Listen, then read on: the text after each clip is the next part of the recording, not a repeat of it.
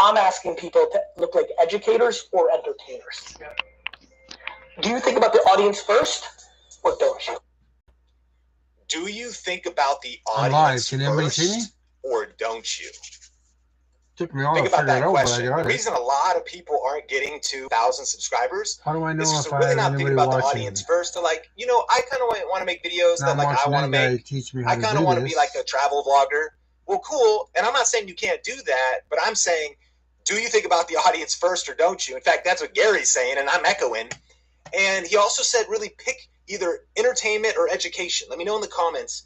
Are you in entertainment or education? It's YouTube. It's like, if you're not in one of those, by the way, all the data right now during the pandemic is both are through the roof. So this guy is talking more. Are exploding. So it's really and never I'm been a better learning how to time do this, to be which is my creating first live content. stream. And so, As I used to say, know I'm live! Here we get go! value out of this video, which brings us to the next tip, which is once you're answering the who and what question, once you're starting before you're ready and just posting a lot of videos without judging your results, like you do those first 2 points, you're going to get to 1,000 subscribers. But I got more tips for you. Tip number 3 is you're going to want to skill up. Skill up and study successful channels. Skill up and study successful channels. Tip number 3. So once you're posting videos messy, I'm the only saying don't try to get perfect first and then start posting videos. I'm saying post your first video like today, like right now. Like turn this video off and go like shoot a video on your phone and go post your first video, like for real.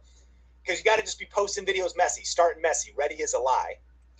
But then you want to start to skill up in 2 ways. 1, identify what skills do you need to learn in terms of video editing, in terms of designing thumbnails, in terms of on-camera presence. But also, have you studied the successful channels in your niche? If you haven't done this, identify 5 to 10 channels doing what you want to do that are successful. If you haven't taken the time to, number 1, make a list of these are channels.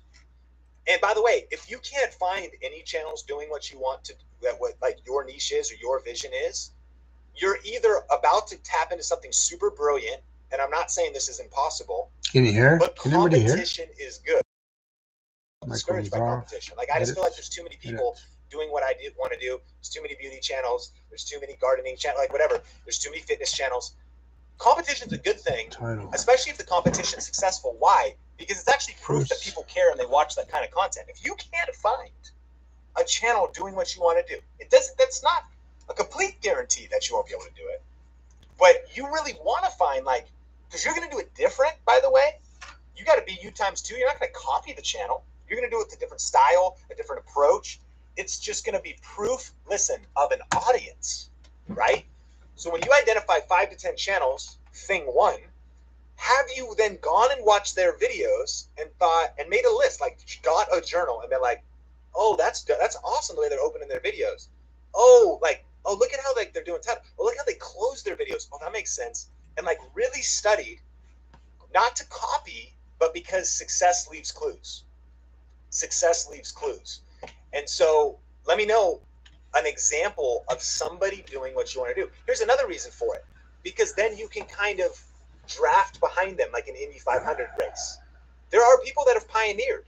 Hey. It's not that you're going to do it exactly the same. It's that you might even end up taking an amalgamation. Okay, well, I'm going to go because I was just got on here. What I am working on is Live Scope, learning how to use it. I was going to download some stuff, but because I don't have a chip and I got to go buy one tomorrow, you put some of those pieces together, I am going to start over tomorrow. Your first 1,000 subscribers. Anyways. And here's the mistake. Not shortening your learning curve. There's 2 ways to get wisdom, right? One is your mistakes. That's the slowest way to get wisdom. You probably can relate. Like, what are some mistakes you made in your life?